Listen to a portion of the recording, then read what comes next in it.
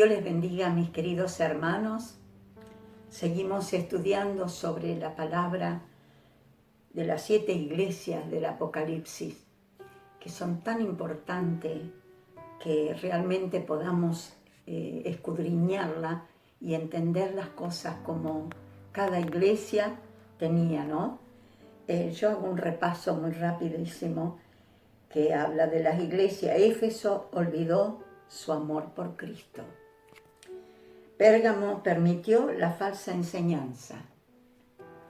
Tiatira toleraba el pecado. Sardis estaba muerta espiritualmente. La Odisea se auto-justificaba. Filadelfia era una de las iglesias fieles, que guardó la palabra de Cristo y no lo negó. Y hoy me toca dar la última, que es la Odisea. Y vamos a leer, vamos directamente a la palabra de Dios, el capítulo 3, sabemos, de Apocalipsis. El capítulo 3, versículo 14 en adelante. Y dice así la palabra. Y escribe al ángel de la iglesia en la Odisea: he aquí el Amén, el testigo fiel y verdadero, el principio de la creación de Dios, dice esto: yo conozco tus obras, ni eres frío ni caliente. Ojalá fuese frío o caliente. Pero por cuanto eres tibio, no frío ni caliente, te vomitaré de mi boca. Porque tú dices: yo soy rico y me he enriquecido, y de ninguna cosa tengo necesidad, y no sabes que tú eres un desventurado, miserable, pobre, ciego y desnudo. Por tanto, yo te aconsejo que de mí compres oro refinado en fuego, para que seas rico, y vestiduras blancas para vestirte, y que no sea descubierta la vergüenza de tu desnudez. Y unge tus ojos con colirio para que veas. Yo reprendo y castigo a todos los que amo. Sé pues celoso y arrepiéntete. He aquí yo estoy a la puerta y llamo.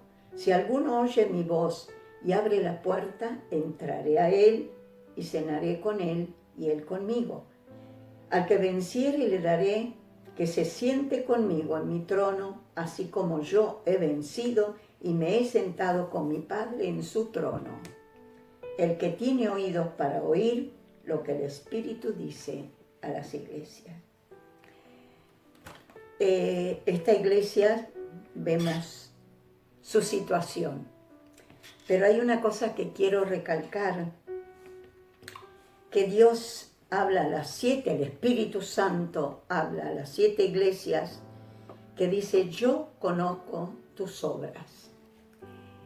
Dios conoce lo que hacemos, conoce el porqué. Por eso a todas las iglesias Dios le dice, el Espíritu Santo le habla y le dice: yo conozco tus obras. Y con esto da a entender que no podemos esconder nada de Dios. No le podemos esconder, no podemos aparentar ser algo que no somos. Bien, por eso a todas las iglesias dice: yo conozco tus obras. Por eso el Espíritu Santo revela, habla y muestra a cada uno su falencia. Y sabemos bien, como hemos escuchado, la última que hemos visto sobre Filadelfia, que fue la única fiel, la única que se mantuvo en la palabra de Dios. Bien, y dice eso: yo conozco tus obras, pero por cuanto eres tibio, habla el versículo 16, y luego dice: porque tú dices: yo soy rico. ¿Y qué es lo que está diciendo? Esa era la postura de la iglesia de la Odisea. Ellos se la creían que estaban bien, se creían que, bueno, eran ricos, que eran gente de bien y que conocían y que sabían todo, y que para ellos estaban perfectamente bien con Dios. pero no era así. Por eso el versículo 17 dice, el Espíritu Santo, yo te aconsejo que compres oro refinado, etc. ¿Sí? Y les dice, en esta palabra de comprar ese oro refinado y vestiduras limpias, blancas, para estar preparados y no desnudos. ¿A qué se refiere todo esto? No habla de la palabra de estar nosotros, de ir a comprar oro, de tener dinero para ir a comprar, como ellos creían, eran gente rica, ¿sí? Pero en este caso, el Espíritu Santo le dice que se vuelva a Dios para comprar el oro refinado. ¿Y a qué se refiere eso de comprar oro refinado? Porque esa es la riqueza más grande de Dios, es la salvación.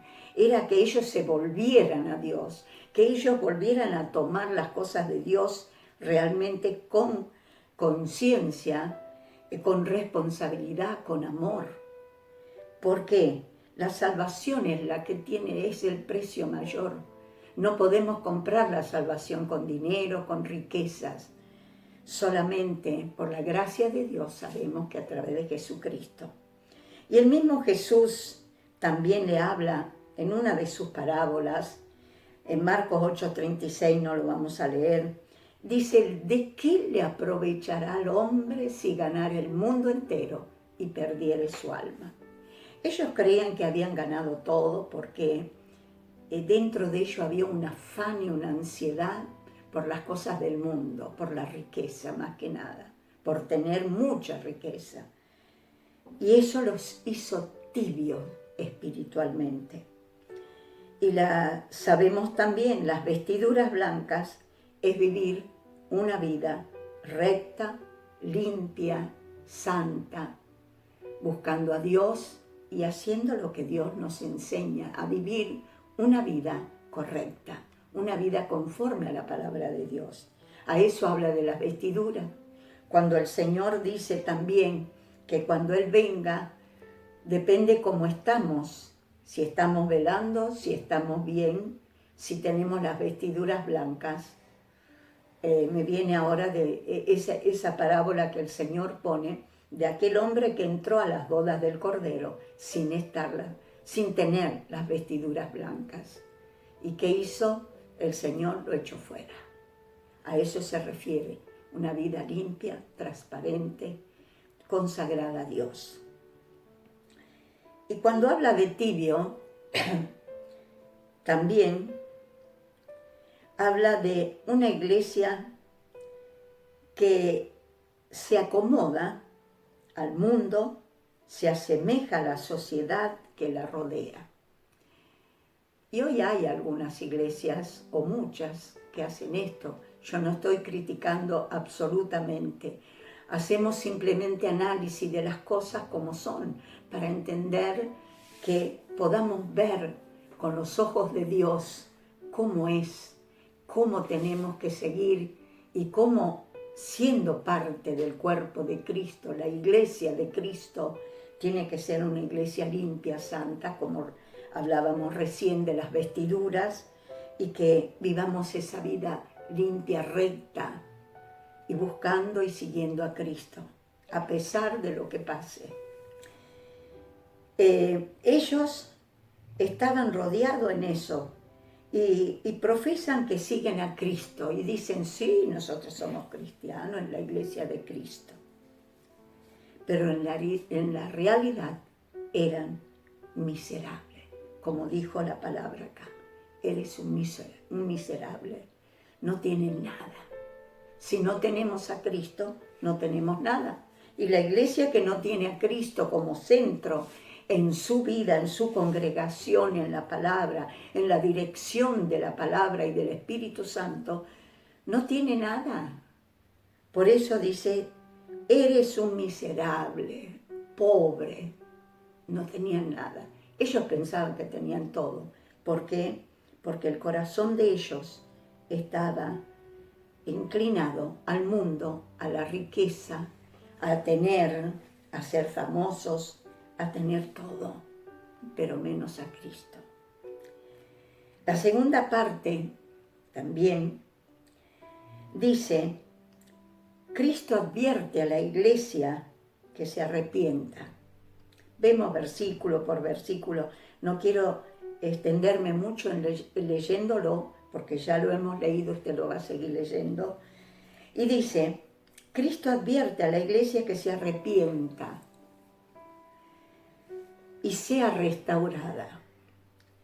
Hermanos, hoy es el tiempo que más que nunca tenemos que orar y buscar que Dios traiga realmente una restauración en todo el mundo. No estoy hablando de una iglesia específica, estoy hablando de los cristianos en toda la tierra. Que estemos orando para que Dios restaure su iglesia, la iglesia de Cristo, verdadera y poderosa, como fue en aquella época, al principio, cuando el Señor les habló a sus discípulos y les dijo, quédense en Jerusalén hasta que se haya investido el poder desde lo alto, para que luego predicar a todas las naciones en todo el mundo. Y esa era la iglesia poderosa, haciendo lo que Dios le decía, el Espíritu Santo que llevaba a los discípulos a predicar a una parte y a otra. Y ellos lo hacían con esa firmeza, con esa transparencia, esa fuerza espiritual, autoridad espiritual. Y es lo que hoy necesitamos, restauración, mis amados hermanos.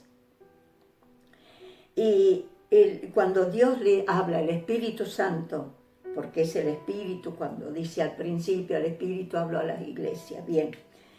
Y dice que se arrepienta y sea restaurada a un lugar de fe, de justicia, de revelación y comunión. Esa es la base, que haya realmente fe en Dios, la justicia de Dios. Habla de justicia, no habla de castigar o de vengarse. Sabemos bien, la justicia de Dios es rectitud, es andar en el camino correcto. La revelación, esperar que Dios revele las cosas a su tiempo, que el Señor traiga, como en aquella época, vuelvo a decir, de la primitiva iglesia, que revelaba, y el Espíritu nos revela, nos enseña, nos corrige, nos guía, y que haya una comunión íntima, primeramente con Dios, unidos, esa comunión, y entre nosotros. Poder servir y seguir a Cristo en una vida de fe, de justicia, de verdad, de comunión espiritual. Y luego habla en el versículo 20, dice, ellos estaban en su autosuficiencia y mundanalidad y habían excluido a Cristo de la iglesia. Ellos se creían que estaban perfectos, eran autosuficientes, pero dejaron entrar el mundo dentro de la iglesia. Dejaron que el mundo penetre en la iglesia. Y lo más importante es mantener justamente que Cristo sea el centro siempre de la iglesia. No dejar infiltrar ninguna cosa, como también habla en Jeremías, que Dios le dice a él, conviértanse en ellos a ti, no tú a ellos. Y esto es lo que ellos hicieron. Ellos dejaron entrar lo mundano, lo que era del mundo, dentro de la iglesia. Por eso estaban en esa condición. Y sigue diciendo la palabra, le sigue hablando el Espíritu Santo y le dice, yo estoy a la puerta y llamo. Con eso da a entender que Jesús quedó afuera y la iglesia quedó vacía sin Cristo. Y el Señor está a la puerta y llama, Él golpea para entrar nuevamente a lo que hablábamos antes de restaurar. El Señor siempre da oportunidades para eso. Pero esta iglesia, vemos que ellos se creían ya suficiente para todo y no escuchaban la voz de Dios. No escuchaban que el Señor decía, acá estoy a la puerta, estoy esperando que abran el corazón para que yo pueda entrar y estar con ustedes. Pero dice algo muy importante: si alguno oye mi voz y abre la puerta, entraré a él. Y eso que dice si alguno, está hablando algo personal también. Personal que dice sí, no todos, pero si alguno lo hace, que abre su corazón a decirle, Jesús, yo me arrepiento, Señor, me he equivocado, he hecho esto mal, Señor, lléname, restáurame. El Señor dice que Él entrará y estará con Él. ¡Qué maravilloso! Esto es algo, es un llamado personal, aparte de la iglesia en sí, es un llamado personal, que a veces en las iglesias, en todos lados, va a encontrar a alguien que le haya cerrado la puerta al Señor, lo haya dejado afuera y diga, sí, yo soy cristiano, pero sus hechos, su conducta, su vida, nada que ver con la palabra de Dios. Pero el Señor dice, yo estoy a la puerta y llamo. Y yo a veces cuando veo esto, leo esta palabra, yo digo, Señor, qué feo ha de ser en el momento que viene Cristo y aquella iglesia se cree muy santa, muy suficiente. Y cuando venga el Señor, arrebate a los demás y esa quede ahí. O yo quede ahí, porque preferí más el mundo, preferí las riquezas y dejé de lado a Cristo. Eso es lo que está hablando para la iglesia y personalmente. Y luego dice el versículo 21, al que venciere. Y cuando dice al que venciere, que también esto lo habla en todas las iglesias, le da esta palabra, al que venciere. ¿Por qué dice al que venciere? ¿Vencer qué cosa? Vencer el mundo, la tentación, las dificultades que tanto se nos presentan en este día más que nunca. Dificultades, enfermedades, necesidades de todo tipo. Pero habla al que venciere. ¿Y cómo podemos vencer? ¿Cuál es el método o la forma para vencer? Si no es buscando y esperando en Cristo, en el Señor, para que Él nos dé la fuerza y estemos allí firme. También el libro de Juan dice, el mundo pasa y sus deseos, pero el que hace la voluntad de Dios permanece para siempre. Entonces esa es la victoria de permanecer en Cristo, hacer la voluntad de Dios, vencer las dificultades. Hay hermanos, hay gente cristiana que se enoja con Dios, que se rebela con Dios por la situación que estamos viviendo hoy, otros por lo que han vivido. Pero el Señor dice al que venciere, si Él dijo, yo estaré con vosotros todos los días hasta el fin del mundo. Y Él, en el momento justo y preciso, nos tiende la mano. Aleluya. Por eso, tomemos esa fuerza, amada iglesia, y que sigamos firme. No importa la tormenta que se levante. Acuérdense, la tormenta que tuvieron los discípulos cuando estaban en el mar, que casi se ahogan, se hunden todos. Y en el momento justo llegó Jesús y tendió su mano y calmó la tormenta. Por eso habla al que venciere, porque las dificultades las vamos a tener en esta tierra. Mientras estemos aquí las vamos a tener. Amada iglesia, que la iglesia, estoy hablando de la iglesia de Cristo, que podamos tener esa fuerza de no desmayar, de tomar fuerza en Cristo y de seguir firme firme en la roca, como también nos habla la palabra, de estar firmes sin desmayar, porque el Señor es aquel que nos da la victoria, al que venciere, y por fe, como dice la palabra, que creamos, que estemos firmes, como también Job, en su momento tan, pero tan duro y tan difícil, que conocemos su vida, lo que él pasó. Pero él dijo, yo sé que mi Redentor vive, y ahí Dios después lo bendijo y le dio mucho, mucho, mucho más de lo que él había perdido. Queridos, que tengamos esa fuerza de vencer las dificultades mirando a Cristo.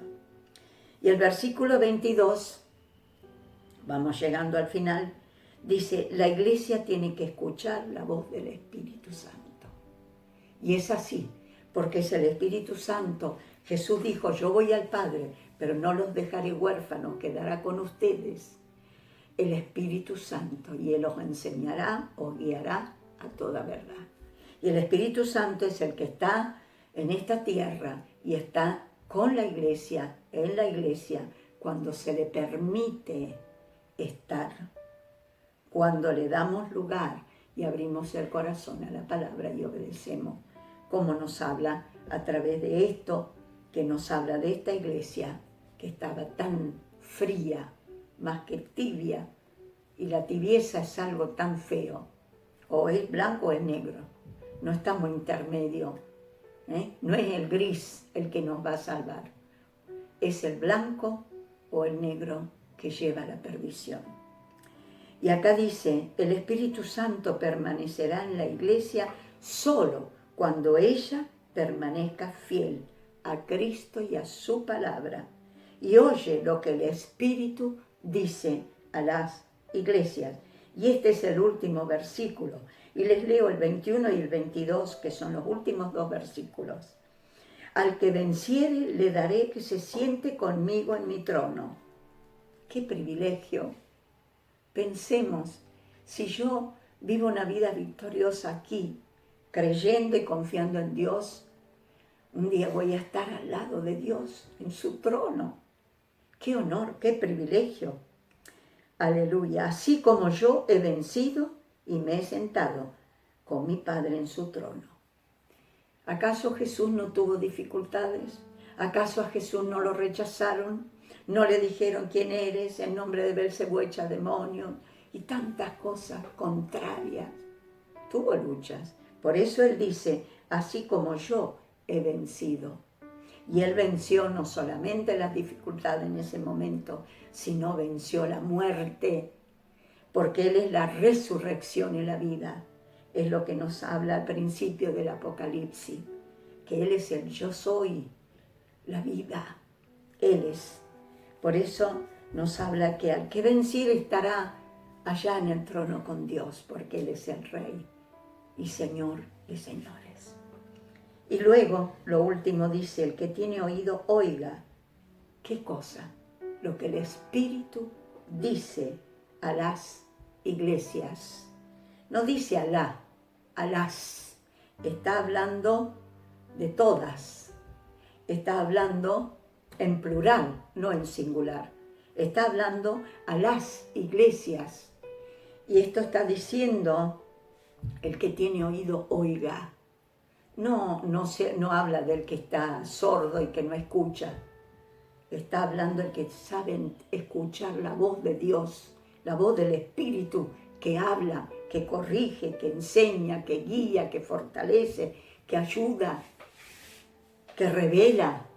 Por eso dice a las iglesias, y fíjense que este versículo, esta palabra, va en todas las iglesias. Dice, el que tiene oídos para oír, oiga lo que el Espíritu dice a las iglesias. Porque el Espíritu Santo es el que nos habla, el que habla a la iglesia. Y estemos atentos a la voz del Espíritu, queridos hermanos. Que estemos atentos, pero ¿cuándo podemos estar atentos? Cuando nosotros dejamos que Cristo habite en nuestro corazón y en la iglesia, en la congregación. No es solo palabras, no es solo decir, bueno, vamos a la iglesia y ya está. sino dejar que el Espíritu Santo sea aquel que nos ministre, que nos hable, que nos guíe, que nos enseñe. El que tiene oídos, oiga lo que el Espíritu dice a las iglesias. Por eso la carta de estas iglesias tienen tanta importancia, queridos hermanos, y que cada uno tomemos la responsabilidad, como decía cuando Jesús dijo, yo estoy a la puerta y llamo. Si alguno oye mi voz. ¿Sabe una cosa? El Espíritu Santo nos habla personalmente, aparte de la iglesia, de toda la congregación. Nos habla a cada uno. Que entendamos esto, queridos hermanos, y estemos preparados. Que no entremos en esa tibieza, dejando entrar los deseos del mundo, la vanagloria de esta vida que no sirve de nada. El mundo pasa y sus deseos, pero el que hace la voluntad de Dios permanece para siempre. Y les dejo esta palabra, el último versículo. El que tiene oídos, oiga lo que el Espíritu dice a las iglesias.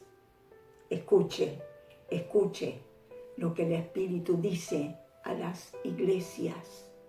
Que escuchemos, amados hermanos, que estemos ahí firme y fiel, buscando la bendición, la guía del Espíritu Santo. Gracias, Dios. Gracias, Padre, por esto, por tu palabra, que haya cabida en nuestro corazón y podamos estar firmes, Señor, buscando tu presencia, esas vestiduras blancas de una vida consagrada, limpia, santa a ti, para que en el momento que tú vengas podamos estar sentados allí a tu lado para siempre. Gracias, Padre. Bendice a tu pueblo y a cada uno de aquellos que puedan estar escuchando tu palabra. En el nombre de Jesús. Amén y amén. Que Dios les bendiga, queridos hermanos. Aleluya.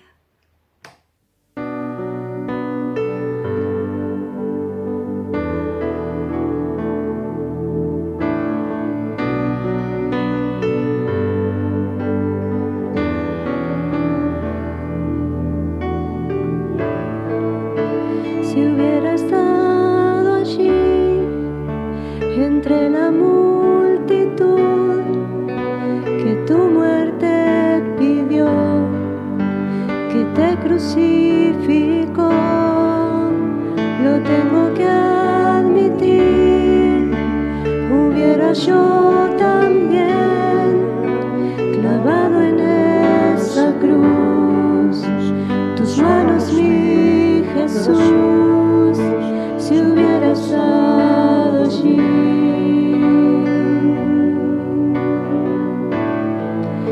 Pensándolo más bien, también yo estaba allí.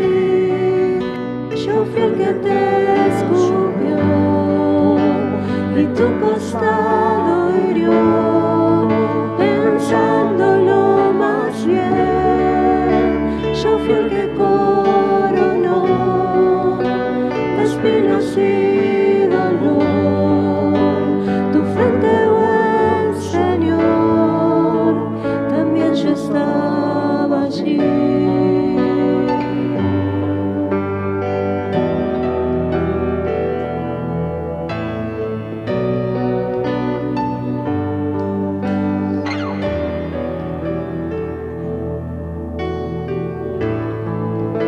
Si hubiera estado allí, al pie de aquella cruz, oyéndote clamar al Padre en soledad, no tengo que admitir que hubiera yo también dejado así morir, mirándote sufrir, si hubiera estado allí.